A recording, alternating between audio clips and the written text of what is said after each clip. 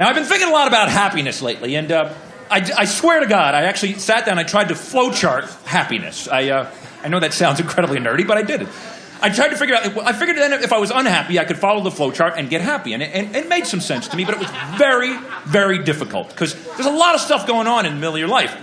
And at the time, my son was only a month old, and I looked at him and I said, well, he's a much simpler problem as far as happiness flowchart. I'll start with him, a simpler case. So here's my happiness flowchart for my son at 1 month old. He's got food, yes. He slept, yes. He's pooped, yes. He's happy.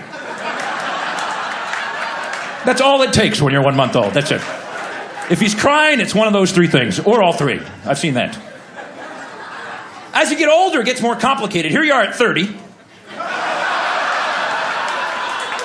There's all kinds of stuff. A good job, a car, a house. You may be happy. You really don't know. But what's amazing, you get to 90 and you're right back here again.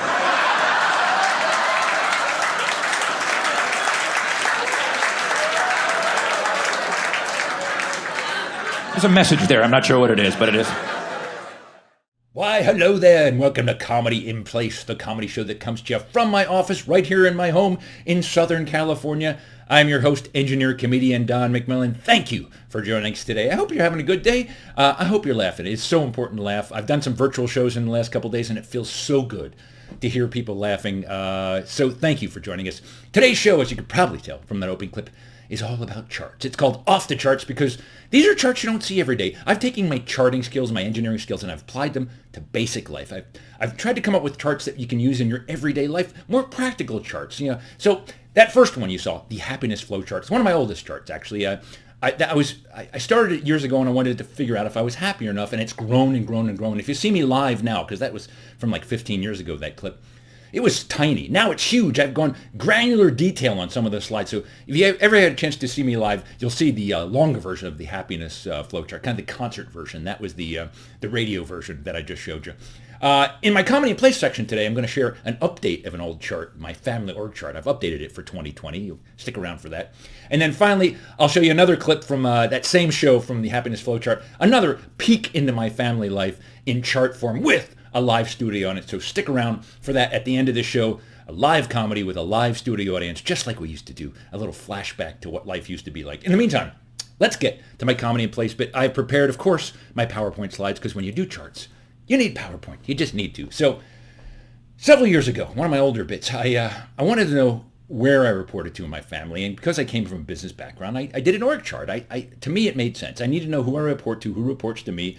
We need communication in our family, just like any other organization. So I did my family org chart. I suggest you also do your family org chart. And just be honest, because that's what will make life better. So we'll start with my wife, Laura. My wife, Laura, lovely woman. Love my wife very much. Laura is, in fact, the chief executive officer. I have no problem with that. She makes the executive decisions. Sometimes I make them, but mostly she is the chief executive officer, and she's really good at it. I have no problem with that. But you think, oh, she's the head of the family. No, I didn't say she was the head of the family. I said she was the chief executive officer. Who does Laura report to? If you have a cat, it's the cat, okay? Our cat, Roddy, clearly runs the family. He doesn't take guff from anybody. No, every cat, what other animal poops and goes, hey, somebody want to clean this up? Clearly, the cat is the head of the family. So Roddy is the chairman and cat of the family. My wife reports to Roddy. Now, who reports to Laura? Well, we'll start with me. I report to my wife over on the left. I have no problem with that. Like I said, sometimes she lets me make decisions or I make decisions, but mostly I report to her. My son, also, Garrett, 17-year-old boy, also reports to my wife most of the time. If you have a 17-year-old boy, he's not always listening, but he's supposed to report to my wife. And it's kind of dotted line to me. I would say sometimes he reports to me. But sometimes he'll just look at me and go, I'm asking mom. And I understand that, and that's okay.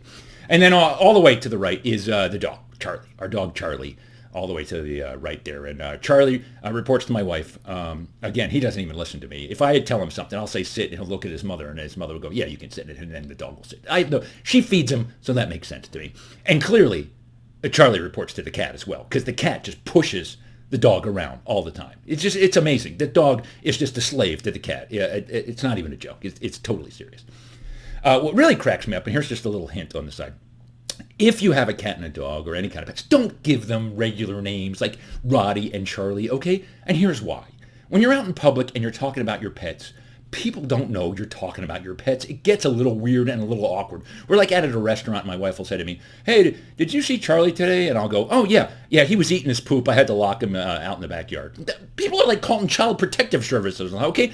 Give them pet names. Fido eating his poop. It's not going to call Child Protective. Charlie eating his poop, or Roddy, and we're in trouble. That's what I'm saying. You know, if you're sitting there going, yeah, Roddy's licking himself, they're going to call Child Protective Services, okay? Don't do it. Give them pet names. Very important message in my show today. Now, there's more to this reporting chart. Let's go to Garrett. Does anybody or anything report to Garrett? Well, yes. In fact, he's a 17-year-old boy. You know what reports to Garrett? His computer.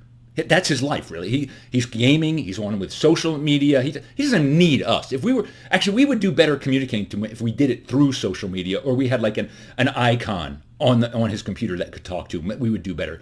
He lives on that computer. That computer reports to him, and because he's a nerd, it runs at like 50 gigahertz. He's hyped it up so much. The room is like 150 degrees. That computer reports to my son, Garrett. And then what reports to me, you ask? Who or what reports to Don? Well, one thing reports to me, I know for sure, and that is the remote control to the television set. Yeah, because you want to know why? Because I know how to work it, okay? I am the master of the remote control, because I don't just watch TV. I watch all of TV. I watch all of cable. 500 channels, not a problem, because I am so fast on that remote. I can switch back and forth. I have a cruise control on my remote. I can watch all of cable. I am the cable remote king. So I report to, and I'm proud of that. I am proud of that. And that's my family org chart. You should do your family org chart. You need to know who you report to. It's better communications. I'm perfectly happy with that. Everybody in the family's happy. Do your family org chart. Be honest. And with that, we're going to go to our live comedy clip coming up. I hope you enjoyed that. I wish I could hear you laugh, but I can't. In the meantime, stick around. There's a clip coming up from a live comedy show with a real live studio audience. In the meantime, stay safe, stay healthy. Here comes your video.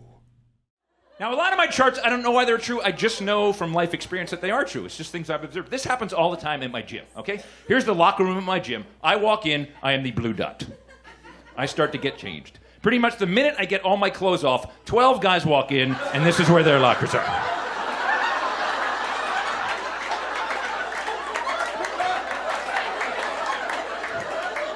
Huge empty locker room. I'm surrounded by naked guys within seconds. You'd think they would spread out, but no, they're all right here.